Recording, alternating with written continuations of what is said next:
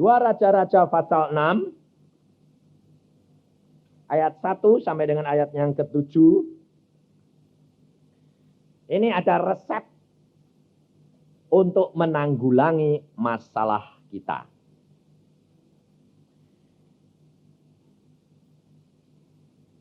Ini penting karena saudara tinggal lihat urutannya. Kalau ada masalah, tinggal ini tak, serahkan, percaya, mesti jadi. Pada suatu hari, berkatalah rombongan Nabi kepada Elisa, "Cobalah lihat, tempat tinggal kami di dekatmu ini adalah terlalu sesak bagi kami. Baiklah kami pergi ke sungai Yordan, dan masing-masing mengambil 1 balok dari sana, supaya kami membuat tempat tinggal untuk kami." Jawab Elisa, "Pergilah." Nah, sampai di sini dulu ya. Pada suatu hari berkatalah rombongan Nabi kepada Elisa, "Cobalah lihat, tempat tinggal kami di dekatmu ini adalah terlalu sesak bagi kami." Saudara tahu bahwa kehidupan rombongan Nabi sama Elisa sama-sama nabinya enggak? Hah? Sama. Rombongan Nabi sama Elisa itu sama nabinya. Sama. Siapa orang yang dinamakan nabi? Yaitu orang yang dipakai oleh Tuhan sebagai penyambung lidah. Dan orang itu yang berbicara kepada dia siapa? Roh Kudus. Pada zaman dulu, Roh Kudus itu belum dicurahkan secara massal. Maka ada rombongan nabi, ada nabinya, ada rombongan, ada khusus. Tapi masa sekarang, setiap anak Tuhan sudah punya Roh Kudus tidak? Punya. Berarti Anda juga termasuk rombongan nabi. Sebab Roh Kudus dapat berbicara dengan Anda. Jadi Anda ini adalah rombongan nabi. Saya pernah ditanya oleh seorang hamba Tuhan, apa nabi zaman sekarang itu masih ada? Saya bilang ada. Karena setiap anak Tuhan itu Allah dapat berbicara secara langsung sekarang. Ini rombongan nabi. Dan kerap kali saudara persis seperti rombongan nabi-nabi ini. Pada waktu hidupnya tempatnya sesak, tempatnya sempit, tidak cukup, hidupnya didorong oleh kesesakan. Kalau hidup di dalam kesesakan, itu bagaimana rasanya? Mudah tersinggung, mudah naik darah, ya dah? Mudah jengkel. Lalu apalagi? Emosinya ini cepat naik. Orang yang hidup dalam kesesakan, dia selalu hidup tidak ada ketenangan. Selalu hidup dalam kegelisahan. Padahal mereka rombongan nabi. Mereka berkata bahwa Allah berkuasa. Mereka mengatakan bahwa Allah itu maha kaya. Tetapi kenapa rombongan nabi itu hidup di dalam kesesakan? Karena mereka hanya dapat melakukan secara teori, tidak praktek. Saudara tahu. Demikian juga masa sekarang, banyak anak-anak Tuhan punya Roh Kudus, punya. Tapi hidupnya di dalam kesesakan. Tapi kalau ngomong sama orang lain, bisa. Jangan khawatir. Tidak apa-apa. Tuhanmu itu kuasa. Wah, kalau ngomong gitu mak plus rasanya. Iya ya. Tapi kalau kena dia sendiri. Saya kok dulu bisa bilang gitu ya. Tapi sekarang setelah ngalami kok sengsaranya luar biasa. Maka dari itu, engkau adalah sama dengan rombongan-rombongan nabi. Kalau dalam kesesakan, cari siapa? Cari Elisa. Pemimpin-pemimpin nabi. Siapa pemimpin nabi? Hamba-hamba Tuhan. Benar dah? Tempat kami ini sesak. Tempat kami ini sempit.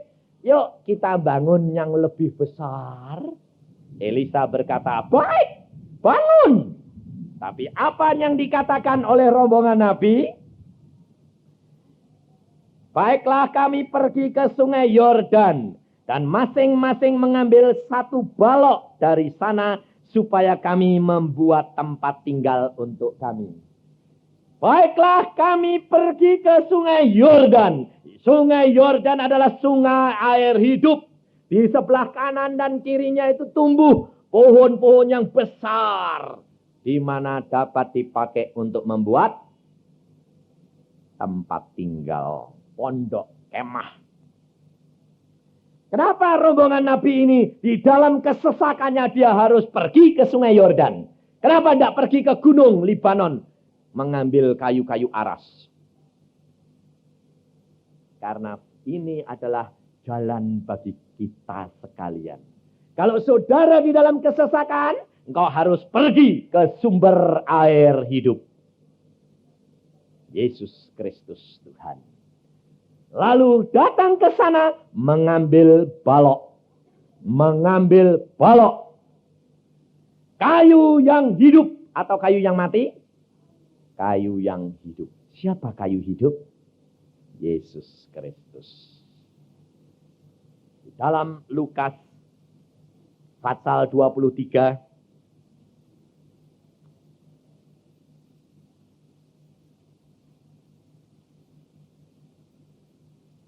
Lukas 23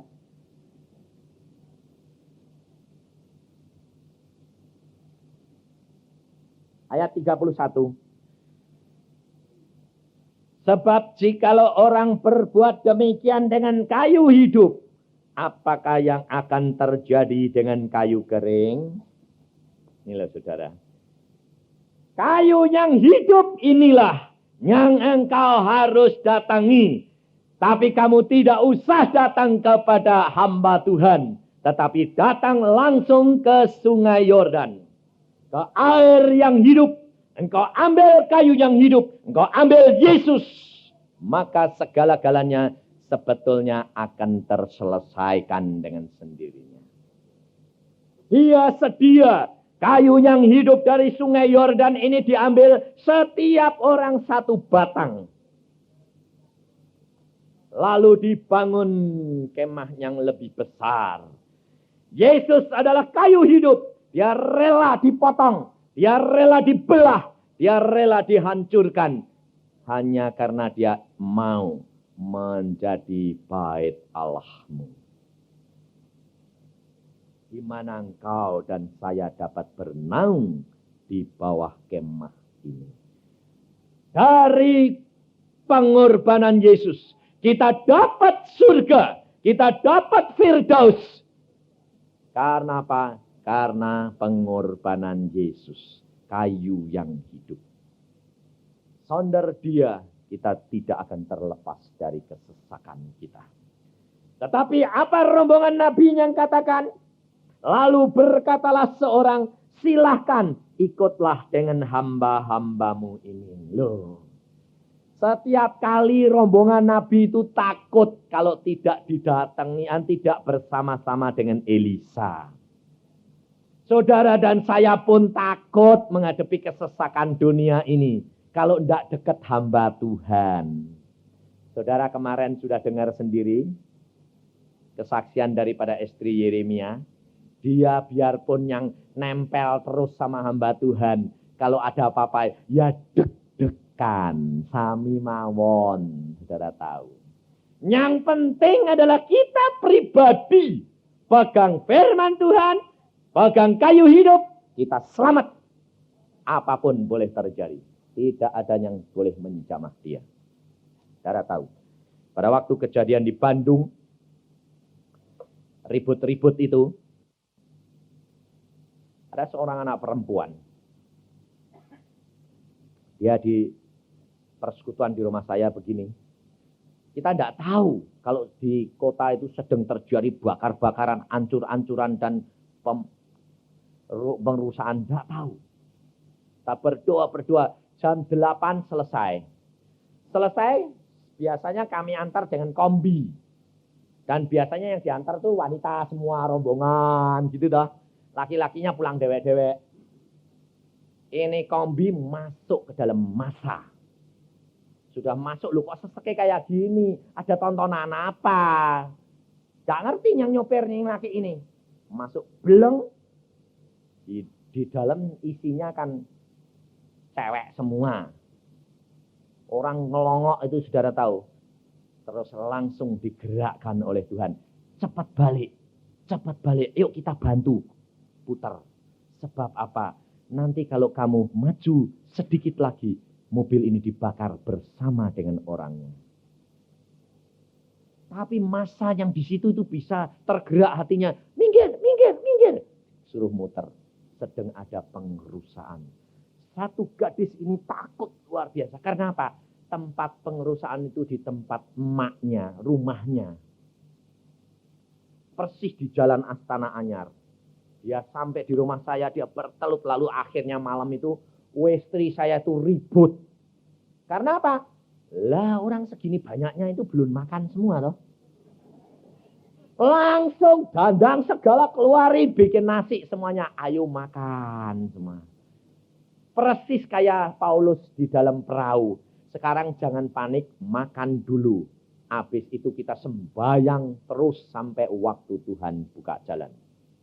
Lalu habis makan kita berdoa semua. Semua kalau dalam keadaan begitu doanya. Betul lah? Tidak ada yang doanya cuma. Tidak ada. Semua cucuran air mata. Saya lihat itu. Wah, saya barusan tahu ada persekutuan doanya kok sampai mantap. Sebab lantainya basah. Tidak usah ngepel. Saya datang sana, nangisnya luar biasa. Saya dengarkan tuh tahu persis bahwa itu jeritan hati. Tapi kalau saudara berdoa dalam keadaan begini, ngomong sih ngomong, pikirannya belayang. Benar enggak? Pada waktu itu saya dengarkan satu gadis, dia berkata begini, Tuhan, emakku sendirian di toko itu. Dan toko itu tempat yang dihancurkan. Dan semua barangnya dihabiskan oleh massa. Dan emak yang sudah 75 tahun sendirian di toko. Dia menangis, mohon Tuhan kirimkan malaikatmu untuk melindungi orang tuaku. Dan kau tahu, jam 2:30 saya antar. Saudara tahu apa yang terjadi? Pintunya tetap jeblak. Emaknya tuh di tempat duduk itu ya tetap begini. Saking kagetnya tidak bisa berdiri. Terus gini terus. Waktu anaknya saya bawa masuk. Lalu dia, aduh kamu barusan datang. Mak, tidak apa-apa. Tidak apa-apa. Lah kok pintunya dibuka? Aku tidak bisa jalan nutup. Lah yang buka siapa mak? Dijebol massa. Ambrol semuanya. Lula barangnya kok tidak diambil mak? Aneh. Waktu pintu dijebol, mak itu gemeter. Ada apa ini? Orang masuk itu kayak banjir. Masuk burung toko dimasukin. Tapi semuanya teriak-teriak. Toko kok kosong melompong. Toko kok tidak ada barangnya. Ini bukan toko ini. Kok di tempat ini kok tidak jual apa-apa. Padahal barangnya penuh semua. Dan pada waktu laci uang ditarik. Lacinya kosong. Penuh duit. Sampai emaknya piye. Ini uang ini gendeng apa piye. Barang sagini dia bilang kosong. Laci ditarik penuh duit. Kosong. Emaknya sampai gini. Ini gendeng apa aku sing gendeng. Tapi saking takutnya itu gemeter terus. Waktu, mak, sekarang tidak apa-apa, sudah lewat. Tutup. Tidak apa-apa. Saudara tahu, tidak ada satu barang yang mereka dapat ambil. Kosong melompong. Dibutakan oleh Allah kita yang kuasa. Maka dari itu jangan takut menghadapi segala perkara. Allahmu kuasa untuk melindungi. Orang itu masa itu tidak tahu. Kalau emaknya itu sedang duduk di situ itu tidak tahu. Tidak ada orang. Kosong. Ini toko apa? Masuk, keluar, masuk, keluar, masuk, keluar. Bayangin, sampai anaknya datang. Semua barangnya penuh, tidak terjamah apapun juga. Saudara tahu? Engkau harus punya percaya bahwa Allahmu yang melindungi engkau. Tidak usah takut, apapun. Pada waktu itu semua orang takut pergi. Saya malah ngambil skuter jalan-jalan. Benar.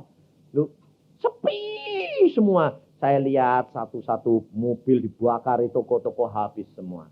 Tetapi waktu persekutuan lebih banyak yang datang. Karena apa? Karena kenyataan tidak ada anak persekutuan yang mengalami kerugian. Karena apa? Karena air matamu ditampung oleh Allah di dalam kirbatnya Allah. Dan itu diperhitungkan. Saudara tahu bahwa air matamu itu masuk dalam kirbat Allah? Ada loh ayatnya. Jadi jangan khawatir, nangismu itu tidak sia-sia, ndak. Pasti sip deh.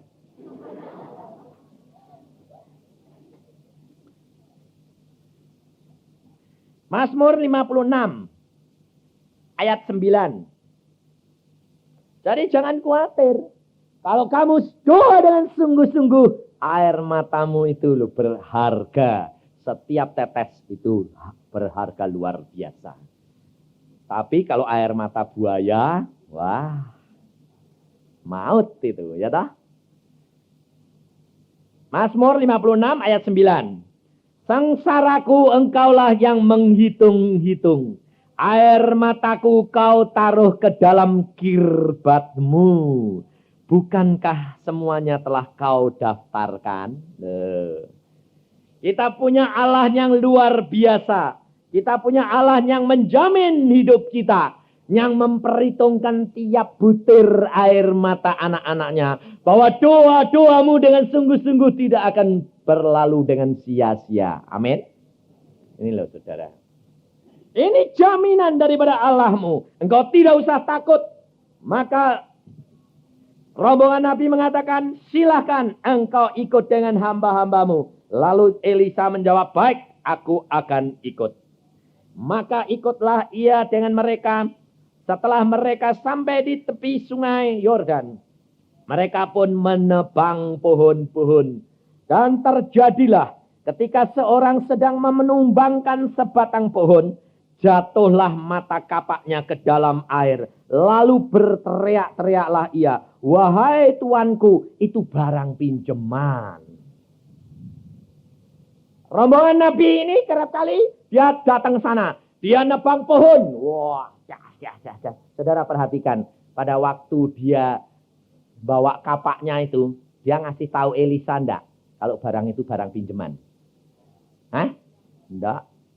Kenapa? Karena dia merasa bangga. Aku duwe kapak. Persis kayak saudara-saudara toh. Kalau saudara pinjem bank, pinjem orang, pinjem apa-apa untuk modal menebang pohon untuk nanti mendapat hasil, saudara kasih tahu orang enggak? Enggak. Tapi dek kapake kecemplung hilang. Nah, ditipu orang, rugi, kapake hilang, barang pinjamannya hilang, lari enggak? Lari kemana? Wahai tuanku, teriak-teriak sama hamba Tuhan toh. Datang, tolong Pak Pendeta, apa aku ditipu orang, kapakku hilang. Itu barang pinjaman itu Pak Pendeta. Tapi kalau pada waktu pinjam dapat hadiah gede, tidak pernah ngomong, bener tak? Berani kalau dapat untung 10 juta datang kepada pendeta? Pak Pendeta, puji Tuhan. Kita mesti memuji Tuhan Pak Pendeta. Kenapa? Aku untung 10 juta. Wani ngomong? Tidak berani. Sebabnya apa? Takut dijalui. Tapi kalau kapaknya hilang, datang enggak? Datang. Ini loh Pak Pendeta, beban saya, ya dah. Nah, persis rombongan Nabi ini. Dia ngomong, wahai tuanku, itu barang pinjaman. Tapi Elisa itu seorang hamba Tuhan yang baik.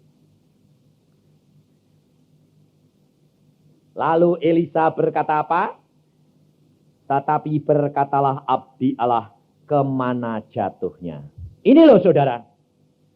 Ini firman Tuhan, ini penting untuk engkau dan saya. Kalau engkau jatuh di dalam percobaan, di dalam masalah, engkau harus tahu di mana letak jatuhnya. Banyak anak-anak Tuhan mengatakan apa? Sok tahu. Yang asal datang mengatakan, ini saya ditipu orang, yang jeleknya orang diceritain, tapi tidak memeriksa diri di mana jatuhnya. Di mana menyebabkan engkau ditipu orang? Di mana menyebabkan engkau sampai rugi? Di mana sampai perhitunganmu meleset? Letaknya di mana? Kita harus periksa diri kita masing-masing. Elisa bertanya, di mana jatuhnya? Ini penting. Setiap hamba Tuhan minta karunia marifat daripada Allahmu. Sebab kalau orang datang, engkau dapat karunia marifat, engkau segera tahu di mana kejatuhannya. Ini penting, saudara. Supaya kita jangan sok tahu. Sebab kadang-kadang hamba Tuhan itu tidak jujur. Ngomongnya itu diambil globalnya aja. Tidak apa-apa. Udah cepat ngaku dosa. Langsung orang ditodong aja. Mesti dosa. Belum tentu. Orang sakit tidak sembuh-sembuh. Tidak punya iman. Belum tentu. Belum tentu. Contohnya, Paulus sendiri. Paulus sapu tangannya saja dibawa ke tempat orang sakit, sembuh. Tapi dia punya sakit di punggung. Tidak bisa sembuh. Dan Tuhan, dia minta sama Tuhan berkata apa? Tuhan sembuhkan 3 kali. Tuhan mengatakan, cukup anugerahku di dalammu. Justru di dalam kelemahanmu, engkau kuat. Kenapa Paulus dikasih 1 penyakit? Bukankah kalau tidak sakit malah sehat, malah baik? Kenapa dikasih sakit? Sebab Paulus itu tidak kawin. Paulus kawin tidak? Tidak. Orang tidak kawin, kadang-kadang nalurine timbul seksnya tidak? Timbul. Untuk itu Paulus diberi duri. Sebab di masa-masa dia mulai gairahnya timbul, sakitnya cenut, dadi turun lagi.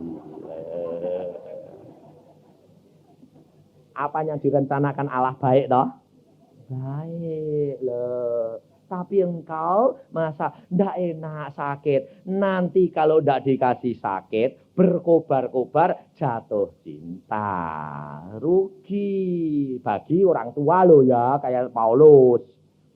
Kalau orang muda sih boleh. Boleh ya.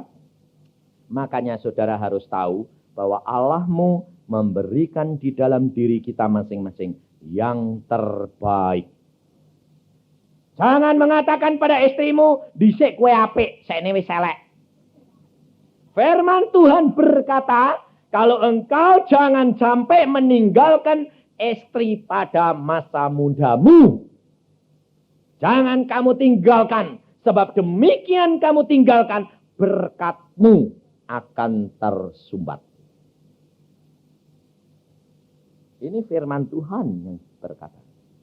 Maka kalau mau berkat, harus cintai istrimu pada masa muda. Jadi berarti up to date terus. Terus, cintanya itu terus membara. Jangan saya... Wong katane Tuhan kon nyintai kok ya. Aja geger ya supaya berkate trimo. Jangan pura-pura ndak bisa. Tuhan itu ndak bisa ditipu. Ini saya alami sendiri saudara. Sebab pada waktu saya berumur 43, ini sekarang 49, 43. Saya itu sampai bingung. Bingungnya gini. Dalam hati saya ini timbul apa? Kok kepingin pacaran lagi? Lalu orang lain bilang, oh itu remaja kedua katanya ya. Saya bilang, kok aneh sih. Sampai saya bilang sama istri saya, Lho Kiat, aku kok kepengin pacaran meneh toh. Ya pacaran mbek aku wae toh. Ora iso. Kepengin itu mbek wong lain. Lah kok antik kowe. Lah nggak tahu wong timbul dewek. Hati-hati loh. Lalu saya berdoa, Tuhan, ini kok aneh ya, kok kepengen pacaran. Lalu Tuhan berkata, itu jasmani, naluri yang biasa, timbul kembali. Pantesan, saya bilang, makanya Tuhan berkata apa? Kalau engkau tidak hidup di dalam roh, maka kehendak daging yang akan tumbuh. Pantesan banyak hamba Tuhan jatuh kepleset. Karena apa? Nggak sadar, pikirnya dari Tuhan. Kongkon pacaran meneh, kok enak. Firman Tuhan harus diperhatikan. Maka banyak anak Tuhan salah. Salahnya apa? Gerakan hatinya itu disangka dorongan dari Tuhan. Padahal itu dari daging. Untung saya ini belak-belakan sama istri saya. Saya itu terus terang ngomong sembarang ngomong. Dan istri saya bilang, lah kalau gitu ya piye carane? Kita harus benar-benar saling mengasihi. Dan kita lawan ini. Karena ini kata Tuhan hanya dalam batas waktu tertentu. Tidak terus gitu enggak. Batas tertentu. Dan akhirnya benar. Setelah beberapa saat, beberapa bulan, hilang dengan sendirinya. Loh sekarang kok wis kempes. Sekarang enggak kepengen tuh, wis enggak kepengen enggak. Nah, puji Tuhan lewat lagi. Ini loh saudara. Saling pengertian suami istri itu harus penting. Kalau suamimu ngomong, itu loh, aku kok kepengen pacaran. Terus nanti istrinya bilang, wadune apa? Loh jangan. Ya ditanggapi, yuk mbok pacaran mbak aku. Lalu kalau di rumah seming-seming yang lebih istimewa. Loh. Supaya kelihatan genit sedikit gitu. Jadi ini ada imbalan. Tapi jangan malah dong awut-awutan terus. Itu sadarlah. Jangan awut-awutan ya. Belajar seperti pada waktu kita jatuh cinta. Terus menerus. Itu penting saudara. Ini faktor ini penting. Kita harus tahu di mana letak kejatuhan daripada kapak itu. Kalau sudah tahu, maka ini penting belajar apa? Mengambil. Lihat, Elisa mengambil. Lalu orang itu menunjukkan tempat itu kepadanya. Kemudian Elisa memotong sepotong kayu. Lalu dilemparkannya ke sana. Ini loh. Mengambil potongan daripada kayu yang hidup. Sepotong kayu yang hidup cukup untuk menolong masalahmu. Elisa tidak membutuhkan segelondong. Dia cukup sepotong kecil. Dia ambil kayu itu. Lalu dia lemparkan ke tempat yang jatuhnya mata kapak. Dan mata kapak itu dapat timbul. Coba saudara perhatikan. Nanti di rumah, kalau ada mata kapak itu lancipnya di atas atau di bawah? Begini dah, berat toh. Nah, kemudian kalau dia jatuh, kan gini, ya dah. Tapi ada aliran sungai loh. Sungainya itu deres loh. Ini tetap bisa begini apa enggak? Apa tidur? Karena kena aliran sungai dia tidur. Sekarang kayu, kalau kita lemparkan, bisa masuk ke dalam air sungai Yordan yang dalam sekali apa enggak? Hah? Tidak bisa. Kayu itu selalu mengambang. Naik lagi. Apa Elisa itu tukang jago lempar peluru? Sampai kekuatannya itu berkintal-kintal bisa dorong kayu itu. Tidak. Tapi tugas daripada Elisa cuma apa? Mengambil sepotong kayu, lemparkan di tempat di mana ia jatuh. Selanjutnya kayu itu sendiri punya kekuatan dan kuasa melawan arus, ya melawan hukum alam, tolak daya berat. dia masuk sendiri dan menempelkan diri kepada mata kapak. Sehingga mata kapak ini diangkat timbul. Tugas kita sebagai hamba Tuhan, jangan melihat mau selesai sampai akhir. Saudara dan saya kerap kali kalau melayani gini toh. Mbok dek sembayang tuh cespong lho Tuhan. Dalam nama Yesus pelas waras. Ya toh? Bener enggak? Kepengen gitu toh? Hati-hati. Ya. Pulang-pulang tanyai istrinya, "Kamu dari mana?" Mendoakan orang. Terus wah, bangun. Wah. Hadiahmu hilang. Saudara tahu. Pahalamu di surga hilang. Karena engkau mencuri kemuliaan Allah. Tugas kita hanya mengambil sepotong kayu, lemparkan di tempat. Ambil Yesus, dalam nama Yesus, aku patahkan segala perkara ini. Setelah itu, urusannya Tuhan yang mengerjakan. Dia yang akan menimbulkan, dia akan mengerjakan, dia akan melakukan segala perkara menolong engkau. Tunggu waktunya. Tetapi firman Tuhan berkata apa? Tugas daripada orang yang kehilangan kapak apa? Kemudian Elisa memotong sepotong kayu, lalu melemparkannya ke sana, maka timbullah mata kapak itu dibuatnya olehnya. Lalu katanya, ambillah. Orang itu mengulurkan tangannya dan mengambilnya. Orang itu hanya memperhatikan kapan kayu itu timbul kembali. Kalau dia tidak memperhatikan, kayu ini akan hanyut bersama dengan masalah Anda. Engkau akan kehilangan merasa seolah-olah kapakmu, masalahmu belum ditanggulangi. Padahal sudah dibawa oleh kayu yang hidup ini. Tapi engkau tidak waspada. Maka dari itu saudara, kita harus satu tahu di mana letaknya kita kejatuhan kita. Dan lemparkan di tempat itu. Jangan ngawur ke sebelah sana, sebelah sini. Coba ngawur-ngawur. Tapi tepat harus tahu di mana kejatuhannya. Setelah itu, Anda tinggal waspada. Tunggu untuk Tuhan menyelesaikan. Maka demikian timbul, kamu tinggal tangkap. Hal ini saya kerap kali alami. Saya pada waktu dapat rumah itu saya sudah kontrak 3 tahun. Setelah kontrak 3 tahun, itu habis. Kurang 6 bulan saya sudah berdoa, Tuhan, rumah ini habis kontraknya. Praktekku belum laku. Saya kira aku ini ngalahin di Tuhan. Tuhan langsung ngomong, aku sudah sediakan rumah bagimu. Wah, hati saya mak plong rasanya. Amin. Wah, saya bilang sama istri saya, aman, beres. Kenapa? Tuhan sudah sediakan rumah bagi kita. Pikirku, nanti dia entek terus untuk omah sak gelondong, teko dewek. Pikir saya. Tapi tidak taunya sebulan tidak ada apa-apa. 2 bulan, 3 bulan, kurang seminggu, tidak ada apa-apa. Istri saya bilang, piye? Kis kurang seminggu loh. Omahnya harus dikosongkan. Nah ya, piye ya? Lah Tuhan dulu tuh janji, piye? Sudah disediakan. Lah tapi kok tidak ada apa-apa. Duit tidak dikirimi. Orang wong nawani omah.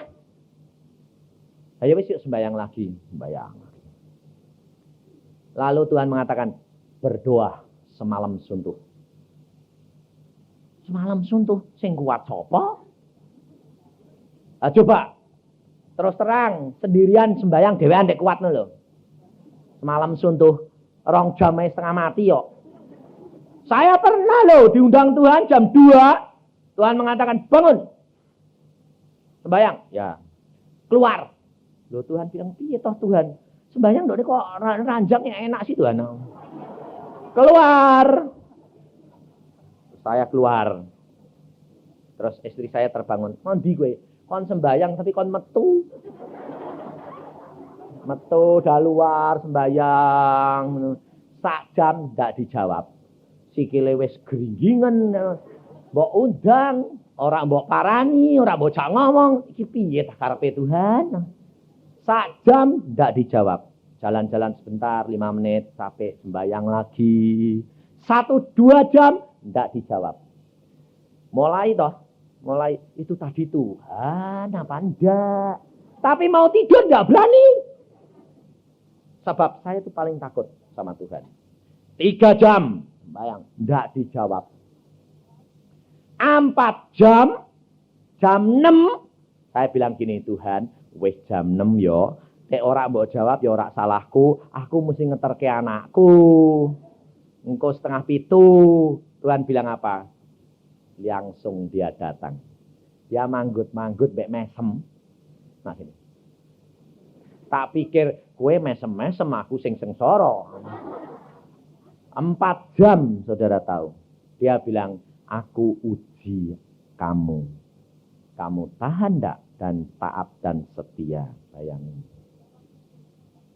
Pada waktu itu, lah kok sampai lama sih Tuhan? Kan kau tahu hatiku bahwa aku mau nurut engkau. Ya, tapi kalau kamu enggak jalankan dengan kenyataan, itu belum. Iman sonder perbuatan itu kosong. Dan pada waktu itu saudara tahu hadiahnya apa? Diberikan pelajaran yang baru. Dan senang luar biasa hidup dengan dia. Maka pada waktu saya berdoa sembalang semalam suntuh. Saya bilang, Tuhan, sing bener dong Tuhan. Nggak kuat. Ya, tidak kuat yang ngomong terus terang. Tuhanmu tuh nggak pernah maksa. Tuhan tahu maksudnya Tuhan tuh semalam suntuh. Gentian sama istri sama adikmu. Oh gitu, memang engkau itu bijaksana kok ya Tuhan. Allahmu tidak pernah tidak bijaksana. Kurang ajar enggak aku? Aku yang kurang ajar loh, kan Tuhan. Selalu dia mengatakan, Allahmu tidak pernah tidak bijaksana. Dia kalau memerintah, hanya anakku yang kerap kali tidak dapat menangkap maksudku. Sehingga sudah diberitahu sedikit, sudah sok tahu. Lalu ngawur. Sasarannya sudah dikasih panah mbak Tuhan. Kasih panah kuasa. Lalu tidak tanya sasarannya mana.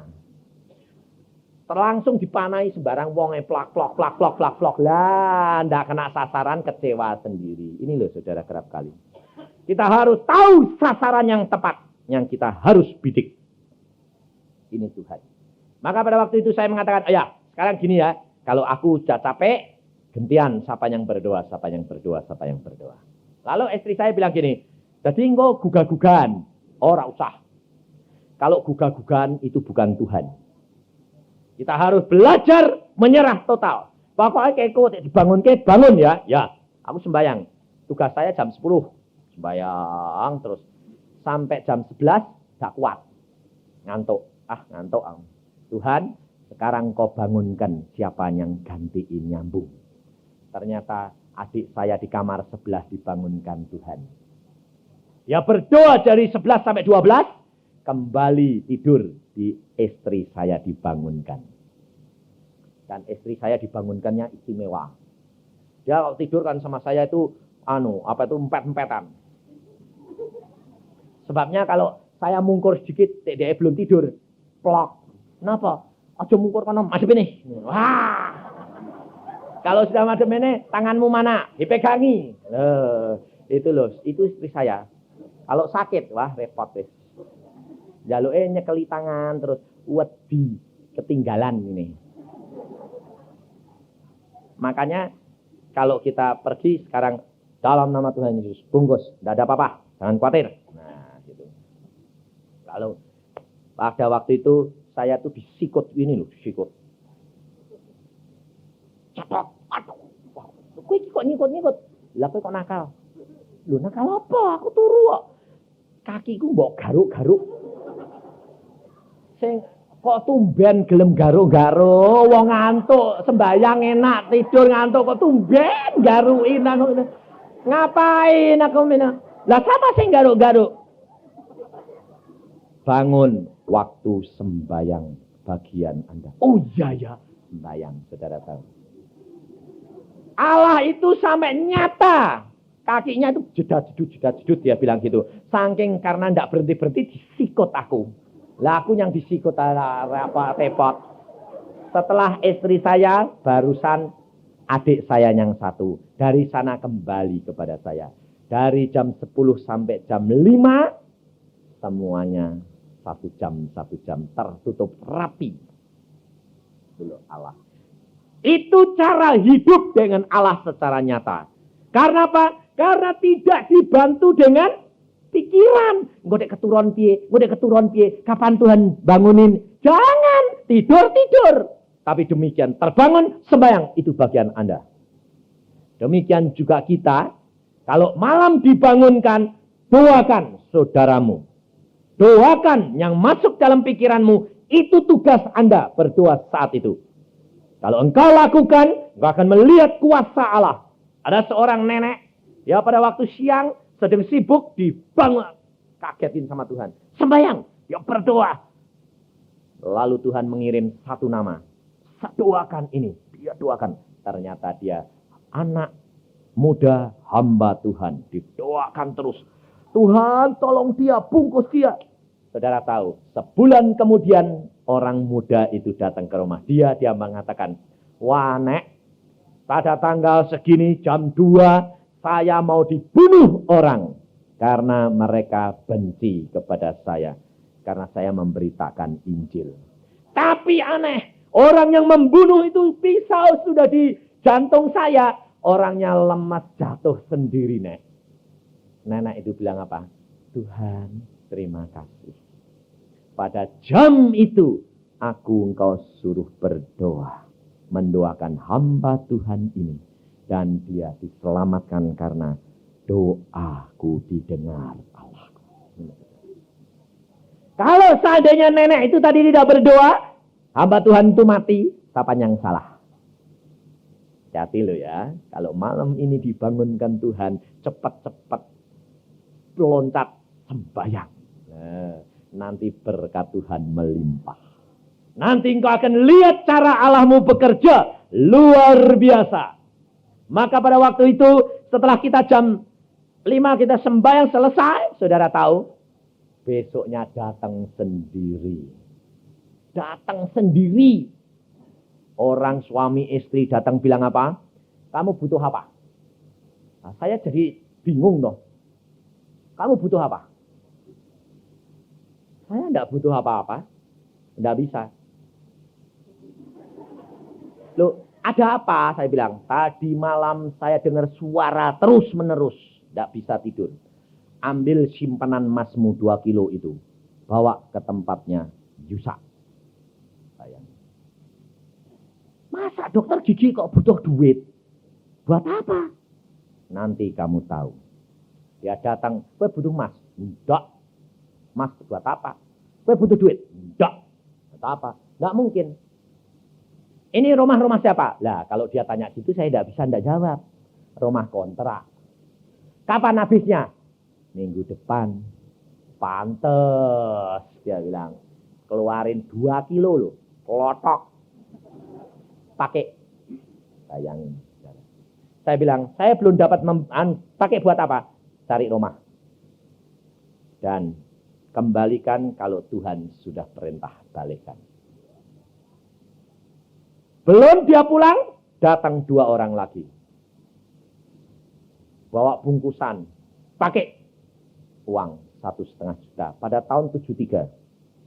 Gede loh 1,5 juta itu pada tahun 73. Sampai dia, kenapa? Saya disuruh Tuhan harus bawa uang ke sini. Hari itu kumpul duit, cari rumah. Cari rumah dapat, istri saya seneng. Dia bilang, wah Tuhan tuh kok sayang ya. Kok tepat waktunya kena, belum cukup, saudara tahu. Hari Minggu mau pindah, hari Sabtu kita kukut-kukut, kita datang ke rumah orang itu, bantu-bantu, ngeringkesi barangnya. Jam 8 orang itu tiba di rumah saya kembali. Dia bilang apa? Pak, maaf ya Pak, tidak jadi saya jual. Porskotnya dikasih balik. Loh saya bilang, Bu, rumah saya ini besok jam 11 itu dirobohin loh. Mau dibangun baru. Wong sudah terima forskot kok gitu. Ya jangan gitu dong Bu. Nggak jadi saya jual. Kalau Bapak mau naik ya boleh. Lah uangnya dari mana? Wong uangnya wis pas-pasan. Lalu saya berdoa, ini piye toh Tuhan? Wong sudah jadi gini kok anu. Lah kowe berani ndak berserah kepadaku? Oh berani. Ya sudah balik ke. Ya tak balik ke. Istri tanya, lula piye? Telegram alamat saya yang baru sudah tak kirim ke saudara-saudara semua. Bayangke, bubar ganti. Lho iki piye? Iki wong gendeng piye ngaleh ora tentu ini. Lalu pada saat itu saya berdoa, Tuhan, mbok ngomong si Tuhan, rumahku ini yang mana? Tuhan bilang apa? Sesok. Sudahkah tinggal semalam itu Tuhan bilang sesok. Besok bangun jam 5, tapi istri adik saya sudah tidak bisa tidur. Sudah kepikiran terus. Tapi saya tetap tidur enak. Sebab saya percaya Allah itu luar biasa. Lalu tiap kali istri saya, kok turu napa? Lah gopo rak turu. Lah ora di omah sesuk iki piye? Loh, sesuk urusan sesuk. Tuhan sudah bilang sesuk, ya sesuk. Tapi pikiranku rak iso ucul ke. Aku rak iso turu neh. Lah piye aku rak iso turu? Walah piye ini? Lalu kita berdoa, Tuhan ampuni. Dalam nama Tuhan Yesus lepaskan pikiran-pikiran ini.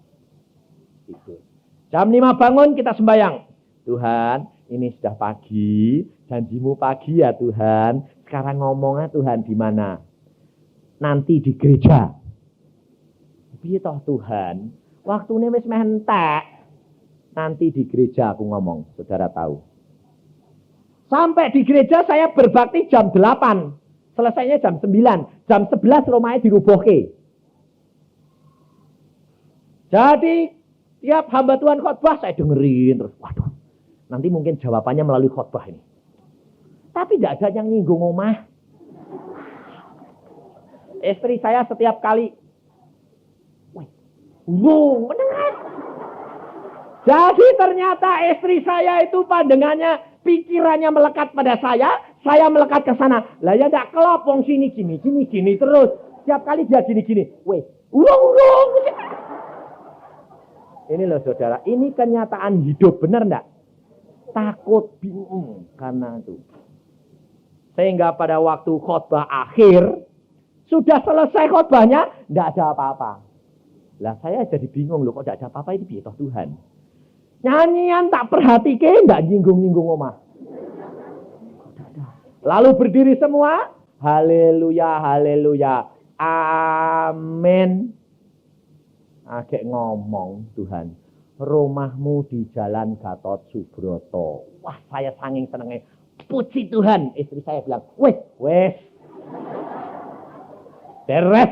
Mana? Gatot Subroto. Ya cepat pulang. Wah, ngebut kita naik skuter mulai. Sampai di rumah adik, orang persekutuan kumpul semua. Barang sudah dipak semua. Digotongin keluar.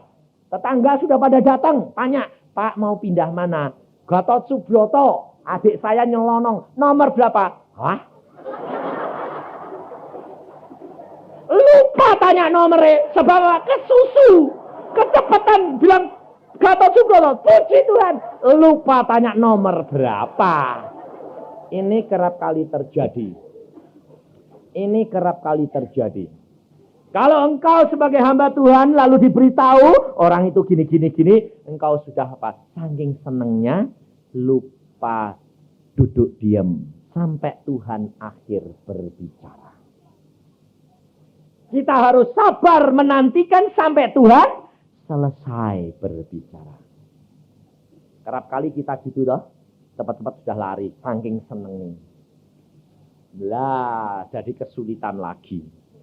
Lalu saya bilang, sudah semua sembahyang, saya tak pergi. Lah gue pergi mana? Lah nyari iya nomor piro. Nomor berapa? Yang punya siapa? Nggak tahu. Wong belum Tuhan ngomong, belum selesai. Wes bar aku sudah minggat. Lalu saya naik skuter, saya bilang, Tuhan ampun ya Tuhan. Itu rumah punya siapa Tuhan? Itu nomornya berapa Tuhan? Tuhan nggak ngomong. Bayangin. Sampai bingung. Nah saya ini dok di perapatan aku ngomong kanan kok ngomong kiri Tuhan.